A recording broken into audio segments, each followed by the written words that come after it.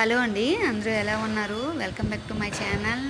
ఈ వీడియో నచ్చినట్లయితే లైక్ చేసి సబ్స్క్రైబ్ చేయండి. ఫస్ట్ వీడియోలోకి వెళ్ళిపోదాం. ఏంటి గందరగోళంగా ఉంది ఇల్లంతా అనుకుంటున్నారా? సో ఆషాఢ మాసంలో జూన్ 6వ తేదీ అంటే ఆదివారం రోజు మనకి తొలి ఏకాదశి వస్తుంది. సో తొలి ఏకాదశి రోజు పూజలు బాగా చేసుకోవచ్చు. శ్రావణ మాసంకి ముందే మనం క్లీనింగ్ పెట్టుకోవాలి. ఆషాఢ మాసంలోనే ఫస్ట్ ఏకాదశి తొలి పండగ. సో వినాయక స్వామికి, వెంకటేశ్వర స్వామికి పూజలు అయితే జరుగుతాయి. మనం చేసుకుంటాము కుడుములు నైవేద్యం పెట్టి. సో దానికన్నా ముందు ఇల్లు అయితే క్లీనింగ్ పెట్టుకోవాలి. సో మొత్తం ఇల్లంతా క్లీనింగ్ పెట్టుకోవాలి.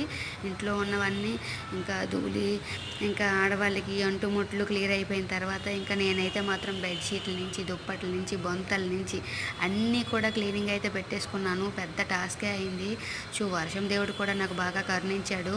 అందుకే ఇంకా మనం ఇంకా ఎండ తగులుతుందో లేదని కూడా చూసుకోకుండా నేనైతే బెడ్షీట్లు, డోర్ కర్టన్లు, మ్యాట్లు అన్నీ కూడా నానబెట్టేసి ఉతికేసాను.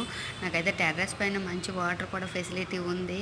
అందుకే నాకు ఈజీగా అయిపోయింది. మా వారిని తాడు కట్టమంటే పైన తాడైతే కట్టేసి నేనైతే ఉతికేసాను. బట్టలన్నీ పెద్ద టాస్క్ అయిపోయింది.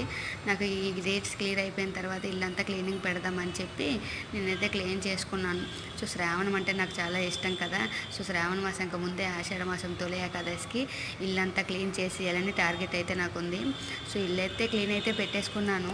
పిల్లల టాయ్స్తోనే మనకు పెద్ద టార్చర్ కదా. సో ఆ టాయ్స్ ఎక్కడ ఏ కబోర్డ్లో ఏం పెట్టాలి, పెన్స్ ఎక్కడ, పెన్సిల్స్ ఎక్కడ, ఆడుకునే బొమ్మలు ఎక్కడ, అదే పెద్ద టాస్క్ అయిపోయింది నాకు. సో అదైతే క్లియర్ చేసుకొని పెట్టేసుకున్నాను.